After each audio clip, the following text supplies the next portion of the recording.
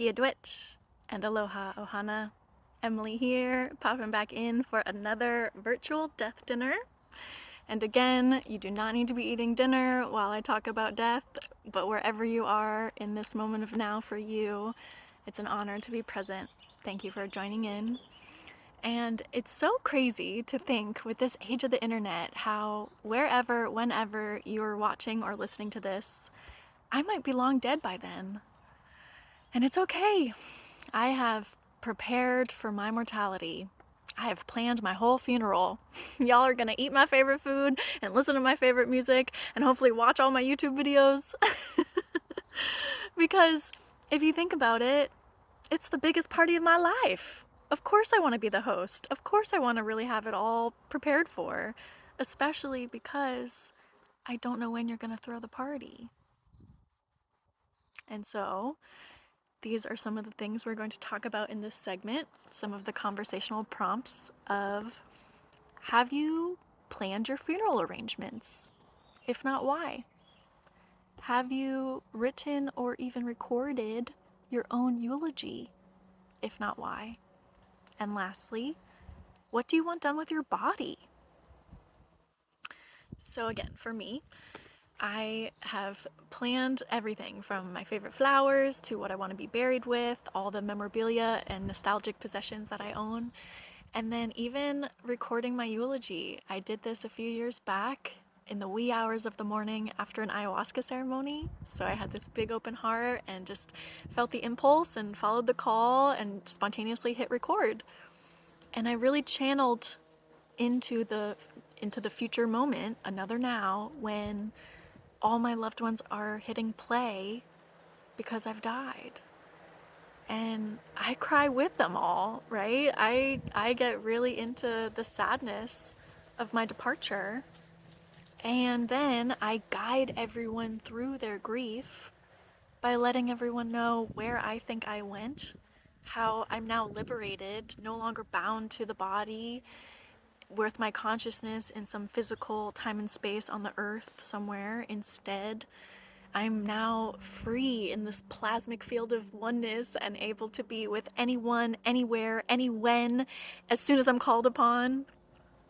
And although I do also then say to help create our connection, to keep our connection alive still, how to contact me. And I say to wait 32.5 seconds to open up your own conduit connection and turn your dial, your antenna, to be able to receive my broadcast. And I start with jokes. I even say, oh, guess I didn't make it till age 325. Side note, I'm a 32.5 in numerology. And ever since I learned that and learned about number magic, I now see those numbers all the time, fam. Literally everywhere. As my cosmic receipts of alignment in those moments. Or a kiss from God, if you will. Anyway, so yeah, I've recorded my eulogy and planned my funeral, and it's all documented and formally legal, notarized in what's called a living will. So there are plenty of different types, but the one I know of is called 5 Wishes. And so there's a website, fivewishes.org, and you can print out your own living will and put out all your wishes. So not just your funeral or your eulogy, but then even if you're not fully dead, to have this filled out and signed while you still have an able body and sound mind to sign it is so paramount, fam. Something I've learned from my death doula career is just how unnecessary the extra weight of responsibility it becomes for the loved ones to have to make these decisions on the behalf of the person who's now in a state of life support, right? Ventilator, in a coma, all the different ways that, because we never know, all the different ways that could take our life. It's just so crazy to think about how the next time I get in a car or even just walking, once I'm done with this, I might slip and trip and at the right speed or hit the right part of the body where boom, then I'm out.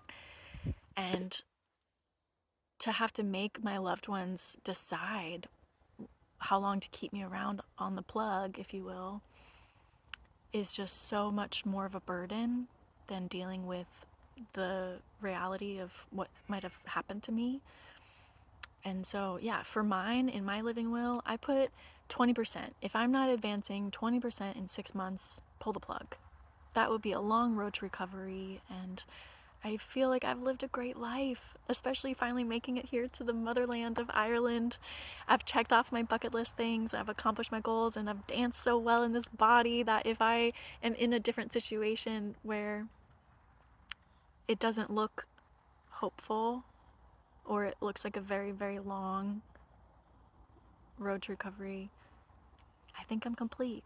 And maybe that's too much for you. In fact, in my death doula cohort, a lot of people gave me some heat about that. And so maybe for you, it might be 20% in 5 years. Like, whatever it is for you, just to have it formally written down, to have your needs and your wishes documented, can become just one less thing for everyone else who is going to be grieving you to not have to deal with, basically.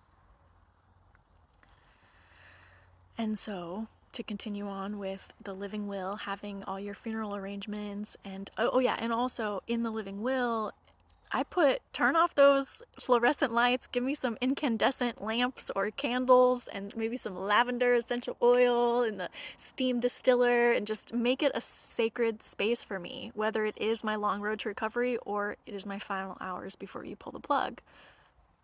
You can make it so detailed, because it's your life and it's your death. So what do you want? And along with that, the last aspect is, what do you want done with your body? A lot of people don't realize that traditional burials or being cremated are not the only options. And a lot of people, I think, don't realize that being cremated is just pretty toxic for the planet too. We think we're getting someone's ashes, but actually we're getting their ground up, burnt bones, because the level of heat to be cremated, I looked it up, it's 1400 to 1800 degrees Fahrenheit, which comes out to 760 to 982 degrees Celsius. That is such hot incineration that there's no actual body matter left of ashes. That is just completely gone into smoke, into carbon dioxide and other chemicals that are really not good for our atmosphere. And so that's why you're only left with the ground up burnt bones. And also the traditional burials, it just breaks my heart that we have to be 6 feet below the ground, the surface of the earth, because there's no more mycelium network or living organisms to be able to get nutrients off of our body any longer when we're that deep. And also when we're in that standard conventional casket or coffin that has such hardwood and sometimes even cement and toxic paint on it, it's just such a barrier between giving our nutrients that make up our body back to the earth. But I get high on hope because the green burial movement has been taking off, not in all the states or not around the world even, but maybe it will be my next life mission to help actualize this and help it become globally accessible. But I will say the states, I've written it down, the states that have legalized this green burial movement are California, Washington, Oregon, Colorado, Vermont, and most recently, New York. And the states that are still in the process of legalizing this are Delaware, Illinois, Massachusetts, and Minnesota. Altogether, that's only 10. So again, it's not that common yet. But what encompasses the green burial movement are being allowed to have these eco burials where you can be as shallow as 4 feet deep or less, which means you're definitely still connected to the mycelium network of organisms and bugs and all the good stuff that make us a gift to the earth. Okay? And also more eco-friendly caskets and coffins that will be more biodegradable. So really thin wood with no paint on it, even just a cardboard box that's white on the outside so that your loved ones can actually draw on your coffin or casket, so that you can become your space can be a mural. And yeah, what an artistic ceremony of a funeral, in my opinion. Even just wicker baskets or any of these other way more sweet, natural ways of being buried. And some not at all. Some places you don't even need, you could just be wrapped up in a cloth. Organic fiber, of course. Anyway, other things that incorporate the green burial movement are natural organic reduction, NOR, which essentially is human composting. Hear me out. The states where this has taken off have these really epic facilities I've seen footage of. So unlike the standard morgue drawer where the body is, just imagine this honeycomb structure, and in the honeycomb design, we pull out the space for the body that has also peat moss, sawdust, actual food scraps, the mycelium fibers, and all the other good things that will help the body with decomposition.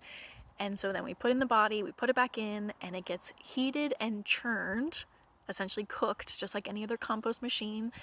And after a certain amount of time, when they pull you out, not you, but your body, they pull this out, and there is this cubic yard of fresh, nutritious compost to be mixed in with the soil at your family's garden. Or anyone that you love and care about can have some of your compost to put into their garden and grow their fruits and vegetables with. And some people I've learned from my death dinners are a little creeped out by that. They don't really want to be eating the body, or it's not really the body anymore, but I get why some people are a little creeped out about it. But I just think about the Lion King when he talks to Simba about the whole circle of life. I don't see it as gross at all, but to each his own. I understand that we all have different views and values. I really have been trying to make sure that these dinner parties and these virtual segments are objective, because we all have such different beliefs and values and views. So take it all with a grain of salt, fam. But I just see these different endeavors as being a much more symbiotic return to give our body back when we're done with it. And again, it's a lot to think about. It can be heavy, and that's okay.